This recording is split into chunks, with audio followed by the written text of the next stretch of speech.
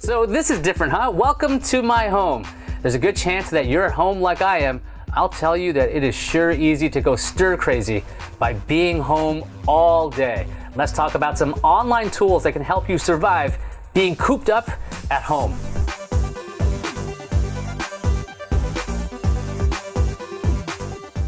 Let's start with eating because, eating is good.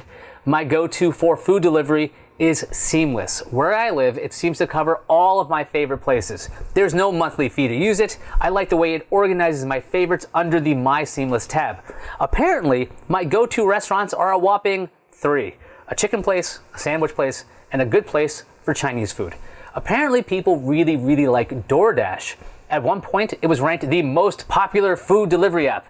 Now, I'm not a DoorDash expert. It looks a little busy, but it's very visual. Seems like a great way to find all kinds of food. Then there is always Postmates. This is always a great option if you can't find your favorite food place on those other guys. Postmates was my go-to if I wanted to get a ridiculous amount of Taco Bell food delivered to me. Is that healthy? No way. Was it comforting and delicious? Yes, very much so. Or as they used to say, yes way. Looking at these apps, I've also noticed there are ways to receive your meals with a no contact option. That's good too. Let's talk about LastPass. Why? Well, I'll tell you. So at this point, we are all concerned about our physical health, and rightfully so.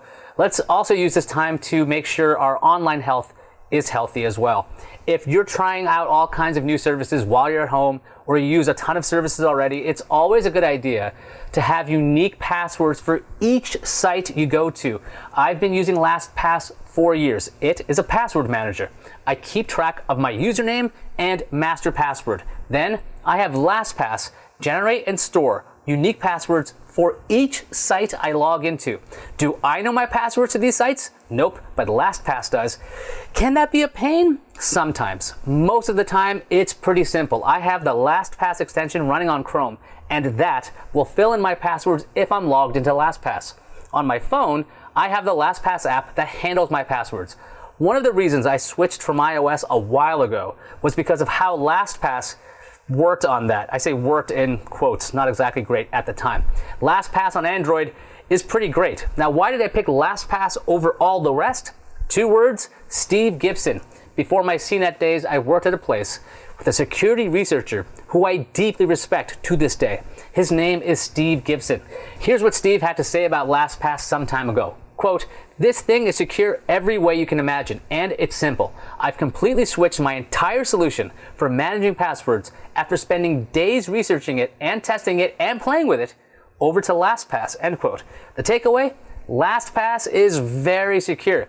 If you don't want to use LastPass, okay, find another thing. Just don't reuse the same password on multiple sites, please. For peace of mind, social contact in some way is very necessary.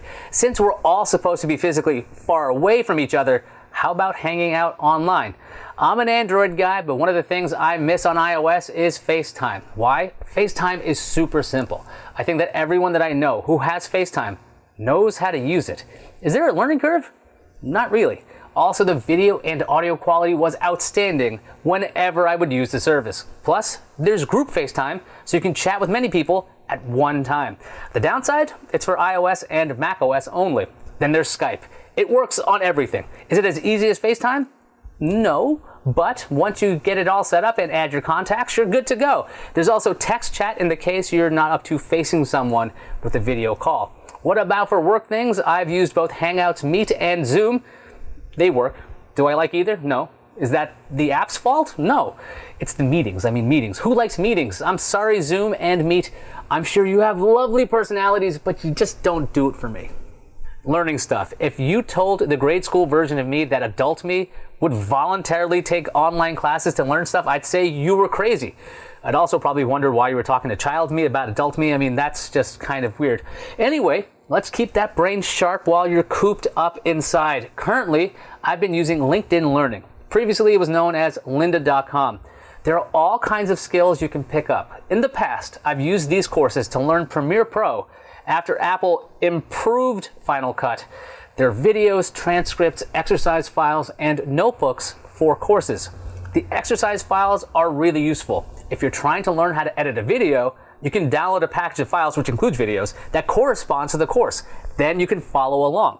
If you're not sure of what course to take, there are also learning paths. On the business side, you can learn how to be a manager. On the creative side, you can learn how to be a digital illustrator. On the tech side, how to become a front-end web developer. The learning path section gives you a lot of information. That web developer path contains over 34 hours of content and 13 courses. Some companies offer access to LinkedIn Learning as a perk. Look into it if you haven't already.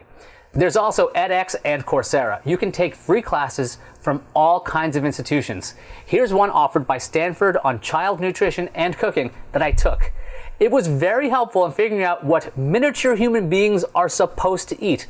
Oh, don't forget about physical exercise. I've been a fan of Beachbody On Demand for some time now. It contains a variety of workouts for beginners to advanced. Several programs center around bodyweight exercises, so you don't need equipment either. Finally, there's video. When you don't want to do anything or you just want to watch the adventures of someone else, or both, so much to watch with television's warm, glowing, warming glow. First up, you gotta have Netflix. This is the base service at this point. It's got a ton of comedy specials to get you chuckling. Want to do a Mad Men marathon? Yeah, you can do that. Want to watch a world with a horrible future? Well, another one. There's Black Mirror. It's like Now, but shinier. Do you want to throw up in your mouth a little? Check out Love is Blind. It's like the super soldier of reality dating shows. It's something to behold. If you're looking for a secondary on-demand video service, I'd probably go with HBO Now. That thing has tons of quality movies and television shows. There's also a huge backlog of content, and there's still new episodes of Westworld. However, if you're at home and you're looking at a world of streaming, it can be a little daunting. All those options. What do you watch? How do you pick? Let's go through the shows. What, it's been 30 minutes, but I just wanted to watch something super quickly. What happened? Stop, take a breath. Try out Pluto TV. It's a streaming video service that is presented kind of like a traditional cable system. Pick a genre like entertainment, pick a network, and watch. Videos keep coming one after the other. Full disclosure, Pluto TV is owned by Viacom CBS. Viacom CBS is also CNET's parent company. You could also try out CNET's favorite live streaming TV service, YouTube TV. It's a really good deal, has a great cloud DVR, and you can always try it for free. Just turn on YouTube TV, pick a channel, and let the networks do the rest. If you're looking for some of the best free streaming sites, check out this